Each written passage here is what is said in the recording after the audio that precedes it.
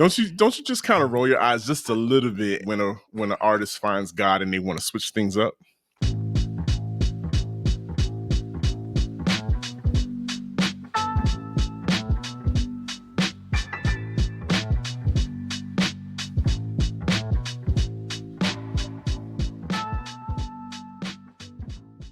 Greetings and welcome to another episode of Q Points Podcast. I'm DJ Sir Daniel. And my name is J. Ray, sometimes known by my government as Johnny Ray Cornegay III. What's happening, folks? Q Points Podcast is the podcast dropping the needle on Black music history.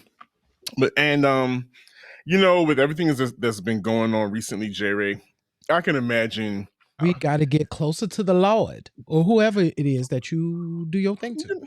Exactly. But J. Ray, okay, this is just between me and you. Don't you kind of roll your eyes just a little bit every time a musician, switches it up and they find God and they're just like, they become so pious and holy, and now all of a sudden everything that they did to get where they are is out the window? Don't you just kind of roll your eyes just a little bit and when an artist finds God and they want to switch things up? I do. I do. And that's so sad. It's cynical. And the reason why I roll my eyes a little bit is because, we're a little long in the tooth, Sir Daniel. We done seen things happen and people do this. And by now we can recognize when it is real and when it is some foolishness. Because there's some folks that I think we'll talk about tonight. We're like, no, that's like an honest thing, right? Right. But some of them folks, you be just like, for real though? Yeah, and you're absolutely right. And when I think about like our icons, the people that put in the work years and years ago, a lot of them had led very church-centered lives. Yes. Because at that time, we're talking about Jim Crow, a little post-Jim Crow era, being church-centered and having that was probably one of the only things that Black people had to cling on to, was the religion that was given to them. And they had to make their lives centered around that, because that was a place of peace. It was a place of joy. It was a place to break out your Sunday's freshest, your Sunday best. So I get it. I get why a lot of our people like, Aretha Franklin, loads of people came out but they came from a very church-centered life. Yes. I mean, first of all, and we've talked about this on the show many times, right? The music that we love has some sort of spiritual center. That's what that's the sauce. You know what I mean? Yep. So if people want to know what the sauce is, part of the sauce is some kind of spiritual center where you understand that gift that you've been given, right? And you've honed that gift probably in some sort of space that was spiritually led at one point. And now you give it to the world. It makes perfect sense, right? The stuff that we love got some of that good, got some good from God in it. Or as I like to say, it got that oil on it. It got that oil on it. It got that oil on it. And we can tell when y'all don't have that oil. There's a lot of young people today, they ain't got no oil. Right. They ain't got no oil on the singing, their rapping. It's just dry and as ashy as can be. J. Ray, what makes you think causes an artist to come from that background? What do you think makes them dip their toe into the secular world and want to take that chance? Because we are complicated let me say it differently. We are multifaceted beings, right? Right. And because we are multifaceted beings and we are connected to the world and we're experiencing the world, right? There's a natural tendency to be like, okay, well, how can I take this a step further? When I interviewed Archbishop Carl Bean, and we were talking about I Was Born This Way, but he was like, before that, his first album, he said, no, I wanted to get out of the gospel box. because I wanted to take this message to other people, right? And I knew that if I stayed in this gospel box, there's only so far it could go. And I knew that the message could go further. So I think that's the big thing. I think you know, folks want to take the message out, and they're having experiences and da da da. What about you? I believe that I get it too. I get it Mhm. because again, considering we're coming out of, this is post Jim Crow era. Mhm. We've got a Vietnam War in Mhm. the forecast, or even after that. There's a lot of things where Black people are struggling to create identity and to stake their claim in the world. And sometimes that takes stepping out of the box. That takes leaving the church, which is a very secure, loving, and warm place. But like you said, Carl Bean felt like he needed to go out and take the message to other people. But Mhm. what I will say also is that a lot of those people outside of the Black church, outside of the Black community, always found their way to come to the church. I just automatically, while you were talking, I was thinking about Aretha Franklin's Mhm. Amazing Grace, Yeah. and how Mick Jagger showed up to the recording, He and was listening. how a lot of those other rockers showed up, and they were just sitting and eating it up, just eating the hope, the anointing up, and just having a good old time. And then when you see the live stage shows, they're doing a variation of catching the Holy Ghost on stage and raking in millions and garnering lots of fans through that. So That is so interesting that you bring that up, because I think there's a natural symbiosis. I don't even know if that's the right word, child. But there's this natural tendency, I think, for creatives to pull from inspiration from each mhm. other, right? And like if I get moved by something, I want to recreate that creatively. And so I think it's this natural tendency for folks to just kind of latch on to things that they see are creative. But I want to go a step deeper too, about this particular part of the topic, because it also makes me think of like artists, how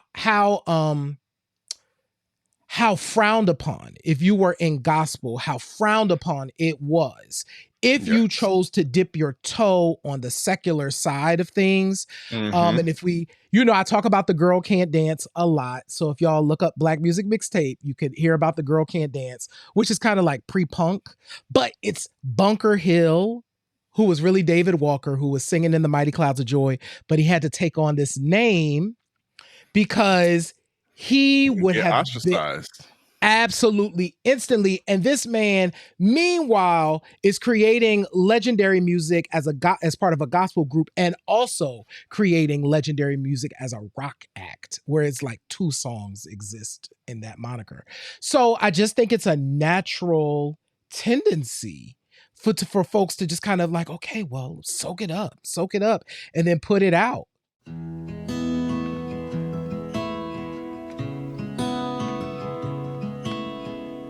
But J. Ray, we've been talking about the church, and we know that Mhm. people automatically think Christianity.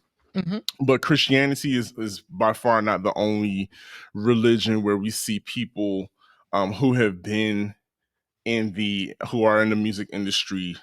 Marvin grew up in a religion called the House of God. I He did grew up, not know that. and they were very strict. He That I also knew. now, and which his father, of course, was a part of. So Yes. there's that. And I didn't know, there might have been, he was probably also a Hebrew Israelite also, Oh, baby. which Wow. yeah. Yeah, Huh. so that says a lot. But so yes, we got Christianity, but plenty of a lot of rappers lean into Mhm. Islam and the Muslim Absolutely. faith. And they make, we see a lot of people, a lot of artists when they experience something life-changing. So a lot of people experience, really hard times. Some of them get close to death, really bad drug habits. And so that's where they find themselves looking for a greater power to help them. And we've seen plenty of examples of that. And one that sticks out to me the most, of course, is one of my favorites, our favorites, of course, Vanity. Yes. Better known as Denise Matthews, who Mama made a complete change from here out to here, there, TNA. And then Mama went and put on that good turtleneck, pulled that hair back, and put on those thick frame glasses, and had her word in her hand, her good Bible in her hand, and was ready to have Bible study with you at the drop of a dime. Absolutely. What's interesting about Denise in particular, because she's one of those artists, she got that religion honest, right? She talked about how she got to God and saw that as, her God saving her, right, from the life that she was living. And I really respect that. You know what I'm saying? Like, listen, one of the things that we know for sure, Sir Daniel, is that the music industry tests a ton of people. You know what I mean? It's difficult. You got to deal with all of this shiesty stuff and all of this difficulty. And everybody needs something to hold on to, right? And I think when I think about Denise specifically, I think of someone who was she was burning that candle on all the ends possible. You know what I'm saying? And so her finding religion it wasn't fake. It was like, this is who I am now. Right, because and when you think about it, what anybody that turns to religion or some sort, the source, what they're looking for is a grounding. What they're looking for is some place to get themselves centered. And a lot of people feel like that is found in organized religion. And I'm not knocking it. Sometimes like you said, in her case, it was needed. I grew up Seventh-day Adventist. And so I know that sometimes the stricter the lines of the religion, the more you break out just a little bit. Like, baby, I could not wait to get home to watch Video Music Box. I remember, as a Seventh-day Adventist, when the sun goes down on Friday, everything goes off. No television, no nothing. And of course, in New York in the 80s, on Friday night, we didn't have MTV, but what did we have? We had Hot Tracks, the Rick Aviles, and the rest of the crew. And I wanted to watch that so bad so I could see what the latest videos were and watch the people popping and locking and doing the latest dances. And, I think that's a through line. It's like when you try to keep people away from things or keep them back from stuff, they tend to gravitate and want it even more when they can't have it. Yeah, now this brings up a question, Sir Daniel, because yes, that is very true. And I'm actually curious. I've never asked you this before.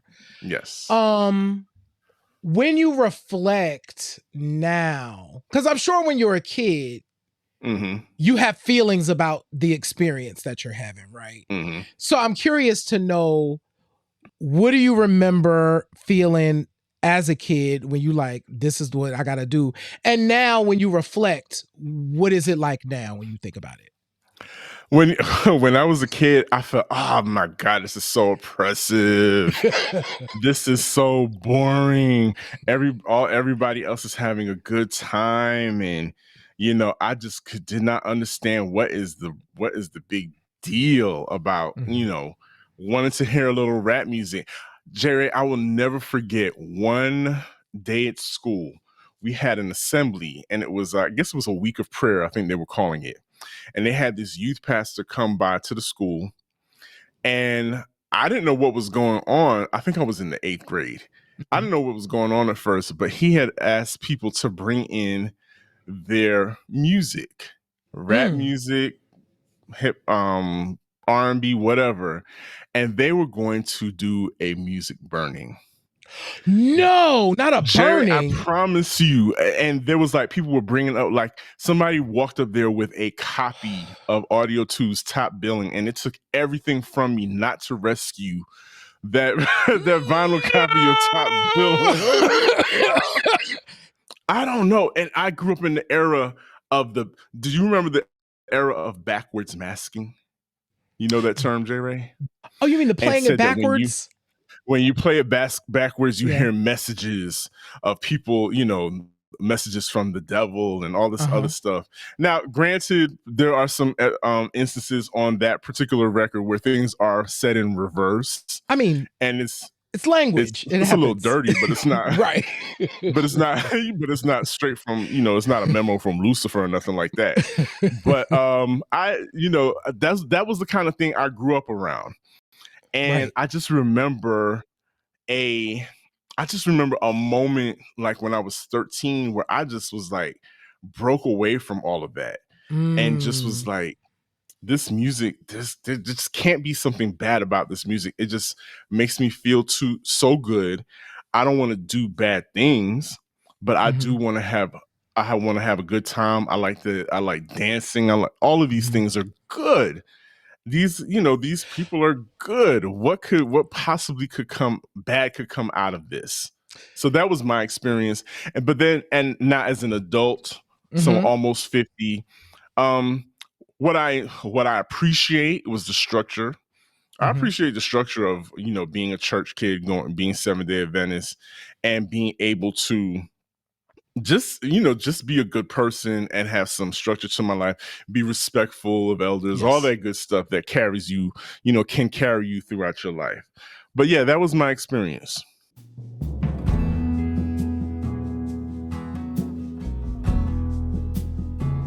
You may know this story, but my getting closer to God actually took me out of the specifics of the book because I was reading the book.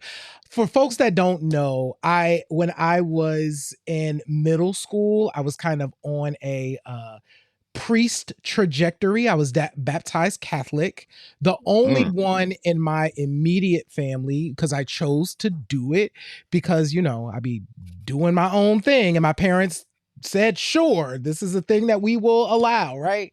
So anyway, I remember very specifically having this very difficult spiritual experience involving, because there was a party. We graduated from 8th grade. It was a whole thing and there was going to be a party and blah, blah, blah. And I didn't know if I could go. I was like, oh my God, no, there's going to be like sinning at the party. This is, I promise you, God was like, go. Literally was like, I believe no, it. go. I had the best time and it literally changed my relationship to Source. And I really understood the power and and my connection to dancing, my connection to all of that was really pivotal. And so music really was kind of my gateway to like really true spiritual grounding. And so that's why I relate. Like I said, I get when there are artists that kind of go in that direction, but I think the other side of it though, Sir Daniel, right? Talk about it. You can tell when the folks are doing it for the check. And there are people in our lives that do it for the check too. Like there are people that I've seen that you're just like, now I know you. Right. I know you. This ain't what that is. First of all, I'm still getting over the fact that in another life we could have been calling you Father Cornegay. You could absolutely have. Could have been calling you Father Cornegay. But yes, you're absolutely right. When I think of that era that we were growing up, especially in like the late 70s, early 80s, we grew up in the Reverend Ike era. Yeah. And we saw the beginnings of the what do they call them? The that type of religion, the prosperity movement, right? Where they were preaching everything was about prosperity, and you know, you need to attract, God wants you to be rich, blah blah blah. And so I think that whenever we see rappers, R&B artists gravitate to that, it makes sense, because I think it's a continuum of the lives that we've led. We've a lot, especially rap artists. Yeah. Prosperity is the message in a lot of early hip hop. And getting rich, get money. You know, a lot of our favorite anthems are about prosperity and getting rich. And so when you have, you know, church leaders, I'm not going to name names, we know who they are, start hanging out with your favorite rappers, and your favorite rapper starts hanging out with them, and, you know, flying in their private helicopters and all of that. I am not surprised in the least when all of a sudden one of your favorite rappers, Mase, opens up a church down the road, down to the Cheshire Bridge Road, and has a congregation of young people following him because he's Mase. I can't. I was about to defend it, and I can't even defend it. I will say this, you know, in all fairness, I definitely side eye Pastor Mason or Reverend Mason. I don't know what moniker he used, but I side eyed it. I'm also really sympathetic to the fact that folks do want to get close to something spiritual, something bigger than themselves, something higher, something bigger than themselves. And if this rapper is going to be kind of your gateway to that exploration, I'm sympathetic to that. But I do think that same thing is what leads people. I think they be playing with I think they be playing, y'all. I'm not gonna act like I didn't side eye Reverend Run when he was running around in fedoras and capes, right? And with the collar on, and I'm like, okay, okay. You know, it seems just a little performative, but there are lots of there are quite a few really older pioneers that are ordained ministers now, like Kurtis Blow is an ordained minister. I believe Sparky D, who we've recently seen, and I'm so glad that her story got told, is an ordained minister. We also, I believe, Debbie D. There's a lot of people from that era specifically, but also they came up in a specific era, Reaganomics, the crack era. They lived through that. They didn't necessarily get the riches from hip hop, which they helped create. And so moving on, it makes sense that they would kind of grasp onto that. Not saying that what they're doing is a money grab, but a lot of them really pull themselves out of a lot of those people pull themselves out specifically out of a lot of addiction as well. Yes. And so again, needing that higher power to help ground them and to pull them out of that, and thinking, you know, a lot of people still believe that there is something that there's something on the other side of this life that you have to be prepared for. And that there's a place where it's supposed to be that is hot, and there's another place where there's pearly, you know, pearly gates and streets of gold. And, you know, a lot of people want to prepare themselves, and like Mary said, I want to go to heaven, you know. So I get it. I get it, especially if you come from that. There's an era where people grew up, and that was really preached and driven into our psyches. And if you survived Reaganomics, if you survived the 80s, you had a crack addiction or whatever, and you came out of that, I kind of see why you're like, oh, you know, the Lord pulled me out of that, so I'm giving my life over to Him and living on the righteous path, because I was saved from certain death.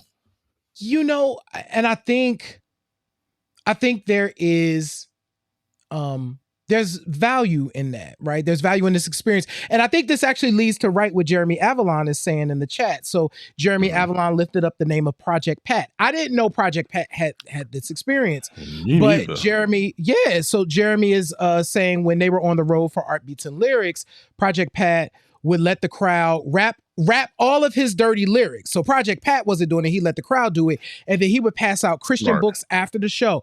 That is a very creative way to handle this situation. And it's able to hold both things. Jeremy, I don't know if he spoke about, or if you had a chance to talk to him about this, but I actually respect that approach to doing it. It's not saying, he's not dissing his what got him to that stage. You know what I mean? Because we do experience that, where we saw this in the Little Richard documentary, I Am Everything, where it was like when Little Richard was on his religion side of things, it was like all things in that former world or that other world he could not be part of at all. He had to make a clean break from all of it. Yeah. All of the tutti and the fruity. He had to make a clean break from it all. That reminds me also, I think of Salt from Salt and Pepper. Absolutely. You know, when she, and I will say this. Now, she was working on an album, a solo album that I believe was heavily influenced by gospel. And I believe was it Salt of the Earth or something? Something to that effect, yes. Yeah. I think that might have snapped, because Salt is a very capable rapper. She's a very capable rapper, dope producer, all of that good stuff. So I think that might have snapped. And we got to see what she could do on Kirk Franklin's Stomp, which is to this day is still listen, Gen Z loves that 30 plus year old record. They love it. It changed the trajectory of Kirk Franklin's career. Like that song.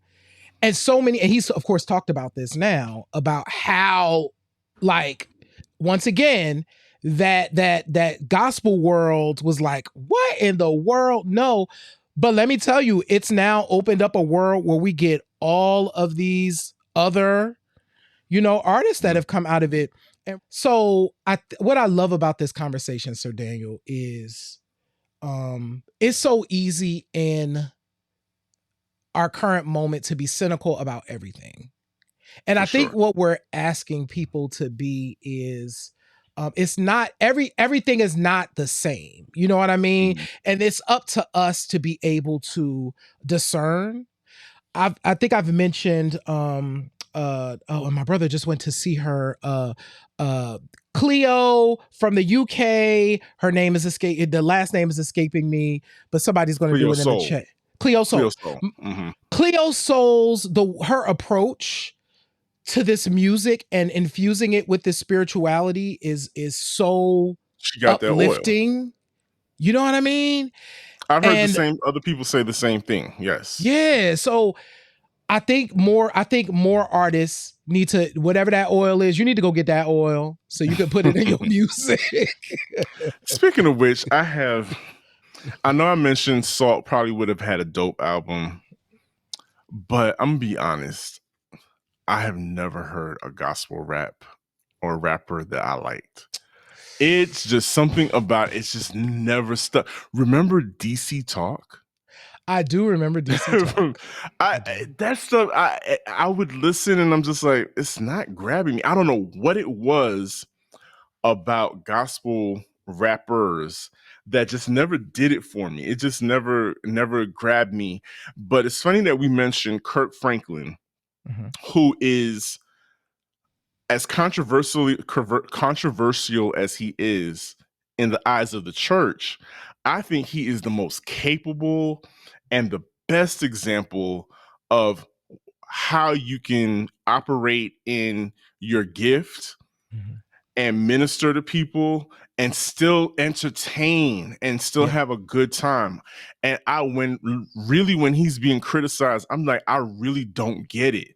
I don't get. So what he got on tight pants? I mean, it got y'all there to salvation. If it took him in some tight pants to get you closer, Come on now. You better preach. Come on now. He is the moment.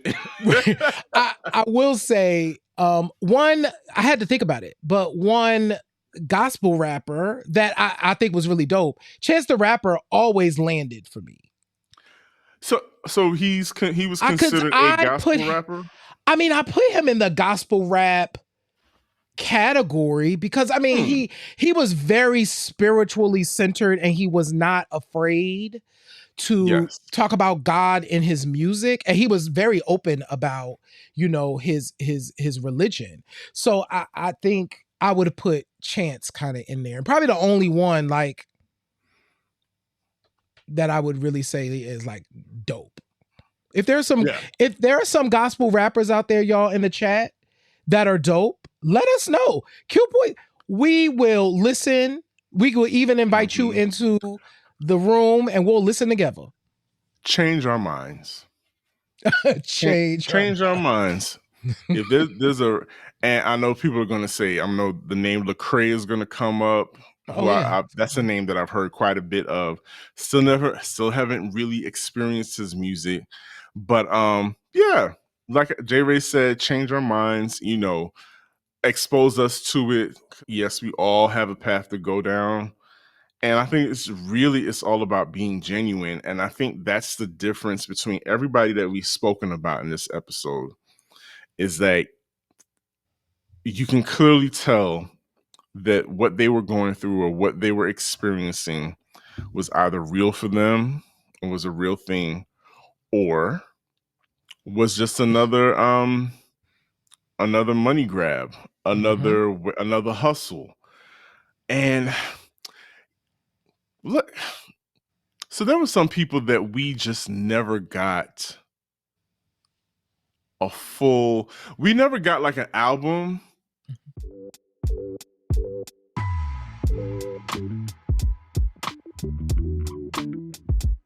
But I think we can't wrap up this discussion without bringing Whitney into this.